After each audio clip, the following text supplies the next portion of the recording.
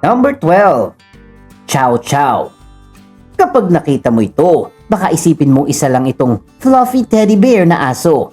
Pero huwag kang magpapaloko sa itsura nito dahil isa ito sa pinaka-territorial at unpredictable na dog breed sa mundo.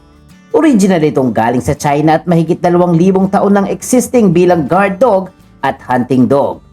Kilala ang Chow Chow sa pagiging sobrang loyal sa owner pero napaka-suspicious naman sa mga strangers. Dahil dito, maraming incidents ng biglang pagkagat lalo na kapag may taong lumapit nang hindi nito kilala. Hindi rin ito mahilig sa sobrang lambing o pakikipaglaro tulad ng ibang aso. Isa pang dahilan kung bakit delikadong breed na ito ang pagiging independent ito. Hindi ito basta sumusunod agad sa utos, kaya mahirap i-control kapag nagagalit. May bite force din itong nasa around 220 PSI. Sapat na para makasugat ng malala. Interesting fact lang ha. Ang dila ng Chow Chow ay kulay blue-black. Isang rare feature na kakaunti lang ng aso sa mundo ang meron. Sa ibang bansa, required paminsan ang special handling kapag may Chow Chow dahil sa history nito ng aggression. Number 11. Doberman Pinscher.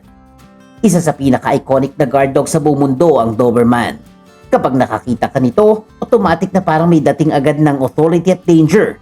Hindi nakakapagtaka dahil originally, ginawa talaga ang breed na ito bilang protection noong late 1800s sa Germany. Mabilis at matalino at sobrang alerto ng Doberman kaya madalas silang ginagamit sa military police work at security services. Pero dahil sobrang protective ang instinct nila, pwede silang maging aggressive kapag hindi tama ang socialization at training. Kayang tumakbo ng Doberman ng halos 50 kilometers per hour. Kaya hindi lang lakas kundi bilis din ang problema kapag umatake ito. Ang bite force nito ay umaabot sa mahigit 240 PSI. May mga kaso rin noon kung saan naging popular ang Doberman bilang attack dog ng mga kriminal at private guards. Pero sa totoo lamang, maraming expert na nagsasabing hindi natural na masama ang Doberman. Kadalasan, nade-develop lang ang aggression depende sa pagpapalaki. Unique lang sa kanila. Kabilang ang Doberman sa top smartest dog breed sa mundo. Kaya nilang matuto ng bagong command sa loob lang ng ilang repetitions. Number 10. Alaskan Malamute. Mukha silang malaking floppy wolf pero ang Alaskan Malamute ay isa sa pinakamalakas na working dog sa mundo. Originally bred sila para humila ng mabibigat na sled sa sobrang lamig ng Alaska. Dahil sa laki at lakas nila, nagiging delikado sila kapag hindi properly trained. May natural din silang dominance instinct at mataas na prey drive. Kapag hindi na socialize ng maayos, pwede silang umatake sa ibang hayop o kahit tao. Umaabot sa mahigit 40 kilos ang timbang ng isang Malamute at sobrang lakas ng katawan nila kapag nagwala ito. Mahirap pigilan kahit ng adultong tao. Kayang mabuhay ng Alaskan Malamute sa sobrang lamig na temperature na below 20 degrees Celsius dahil sa kapal ng balahibo. Pero kapag sobrang init naman ang klima, ay mabilis silang ma-stress at maging irritable. Number 9. Siberian Husky. Isa sa pinakasikat na aso sa social media dahil sa wolf-like appearance nito at makukulay na mata. Pero sa likod ng cute nitong itsura ay isang napakalakas at energetic na breed. Maraming attack dogs or attack reports ang involved. Ang Husky dahil sa mataas nitong prey drive at pack mentality. Kapag bored o kulang sa exercise ang Husky, pwede itong maging destructive at aggressive. Hindi rin ideal ang breed na ito para sa first-time owners dahil sobrang hyper nila. Kailangan nila ng matinding physical activity araw-araw. Kapag nakakulong lang o nailalabas, posibleng mag-develop ng behavioral problems ito. Ang breed ng aso na to ay kayang tumakbo ng daan-daang kilometro sa snow nang halos hindi napapagod. Kaya nung unang panahon, ginagamit sila bilang pangunahing transport dogs sa Siberia. Number 8. Dogo Argentino. Mukhang eleganteng puting aso lang ang Dogo. Pero isa ito sa pinaka-powerful hunting dog sa mundo.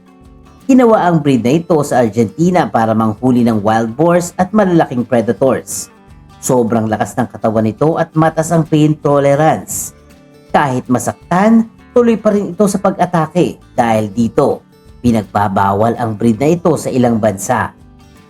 Kapag hindi maayos ang training ng Dogo Argentino, pwede itong maging dominant at aggressive sa strangers at iba pang aso. Pero kapag tama ang pagpapalaki, napaka-loyal nito sa pamilya. Interesting fact lamang, kayang pabagsakin ng isang Dogo Argentino ang mabangis na wild boar na mas mabigat paminsan sa kanila.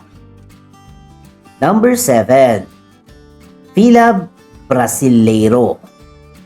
Kilalang Fila Brasileiro or Brazilian Mastiff dahil sa sobrang tapang at pagiging suspicious nito sa mga strangers. Sa Brazil, ginagamit sila bilang guard dogs at tracking dogs. May natural instinct silang protektahan ng owner kahit ano pa mangyari. Ang problema, minsan sobrang intense ng aggression nila kaya maraming bansa ang nagban o nag-restrict sa breed na ito. Ang Fila Brasileiro ay may muscular body at sobrang lakas ng kagat. Kapag umatake ito, hindi agad bumibitaw. Isa ito sa mga kinakatakutang mastiff breeds sa mundo. May kasabihan pa nga sa Brazil tungkol sa breed na to. Faithful as a fila. Ganun sila kaloyal sa kanilang amo. Number 6. Cane Corso. Parang gladiator ng dog world ang itsura ng Cane Corso. Isa itong malaking Italian Mastiff na originally ginagamit bilang war dog at guard dog noong unang panahon pa ng Roman Empire. Sobrang intimidating ng katawan nito. Ang ibang Cane Corso ay umaabot ng higit 50 kilos at may bite force na mahigit 700 PSI. Isa sa pinakamalakas sa lahat ng dog breeds.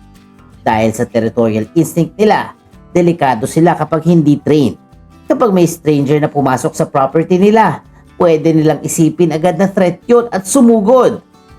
Interesting fact, noong ancient Rome, may mga Cane Corso na sinasabing ginagamit pa sa mga battlefields kasama ang mga sundalo. Number 5. American Bulldog. Mukhang mataba at chill minsan ang American Bulldog. Pero huwag kang magkakamali dahil isa ito sa pinakamalalakas na bulldog breed sa mundo. Originally bred sila para sa farm work at paghatak ng malalaking hayop. May sobrang lakas silang upper body at jaw strength. Kapag naging aggressive ang breed na ito, kayang magdulot ng matinding injury. Isa rin itong breed na sobrang protective sa owner at pamilya. Pero kapag hindi maayos ang discipline at socialization, pwede itong maging unpredictable. Kaya nitong tumalon ng surprisingly mas mataas despite sa bigat ng katawan nito. Number 4. German Shepherd. Isa sa mga pinakarespetadong dog breed sa mundo ang German Shepherd. Sila ang paboritong gamitin ng mga pulis at military dahil sa sobrang talino at obedience nito. Pero dahil madalas silang ginagamit bilang protection dogs, mataas din ang bilang ng bite incidents na involve ang breed na ito. Kapag mali ang training or abusive ang owner, pwede sila maging sobrang aggressive. Napakabilis matuto nitong German Shepherd kaya kaya nilang mag-detect ng drugs, bomba at kahit human emotions minsan. Pero dahil sa intelligence nila, kailangan din nila ng mental stimulation. Kapag bored sila, pwede sila magkaroon ng destructive behavior. Interesting fact lamang ha, ang mga asong ito ay kayang makaamoy ng scent na halos 10,000 times stronger than human beings. Grabe! Number 3. Presa Canario. Kapag strength at intimidation ang usapan, isa sa pinakakinakatakutan ang Presa Canario. Isa itong malaking mastiff breed mula sa Canary Islands na originally ginagamit sa paghatak ng baka at pagbabantay ng properties. Napakalaki at napakalakas ng katawan nito. Ang ibang Presa Canario ay halos kasing bigat na ng adult human. Dahil sa fighting background nila, kilala sila sa pagiging fearless. Nagkaroon din ng controversial attacks noon involving this breed kaya maraming bansa ang naghigpit sa ownership nito. Kapag hindi trained ng maayos, pwede sila maging sobrang dangerous talaga. Unique fact, ang bark ng presa kanaryo ay sobrang lalim at intimidating na kahit experienced dog owners, joke lang, ay natatakot minsan kapag naririnig ang mga ungol nila ng malapitan. Number 2, Rottweiler. Isa sa pinakamalakas at pinakaprotective na aso sa buong mundo. Originally bred sila bilang cattle driving dog sa Germany, pero kalaunan naging popular bilang guard at police dogs. Ang bite force ng Rottweiler ay umaabot ng around 328 PSI. Mas malakas pa kaysa bite force ng leon sa ilang measurements. Kapag umatake ito, napakalaking damage ang kaya nitong gawin. Sa kabila nito, maraming Rottweiler owners ang nagsasabing sweet at loyal talaga ang breed na to kapag maayos na palaki. Ang problema kapag napabayaan, na-abuse o ginawang panakot lang, ay napakalaking negative vibe nito. Sobrang tibay nga pala ng katawan ng Rottweiler na kayang ginagamit din sila noon sa paghila ng kariton ng karne sa Europe. Daig pa yung mga kabayo. At number 1, American Pit Bull Terrier. Sobrang controversial ng breed na ito. May mga tao nagsasabing sweet family dog sila pero base sa mga maraming attack statistics at reports, sila rin ang madalas involved sa deadly incidents. Originally bred sila para sa bull baiting at dog fighting, kaya napakataas ng pain tolerance at determination nila. Kapag umatake ang pitbull, madalas hindi agad bumibitaw kaya nagiging mas delikadong injury.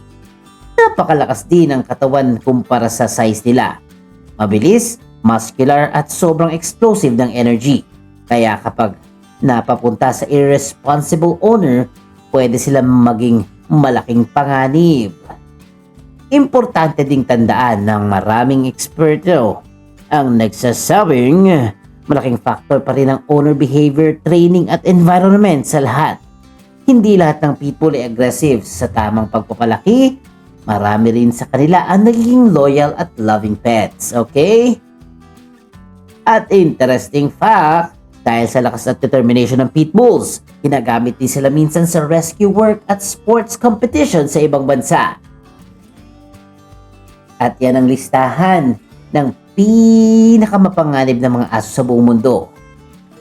Ay, kahit gaano pa ka-cute o loyal ang isang aso, hindi dapat natin maliiting ang natural instinct at lakas nila.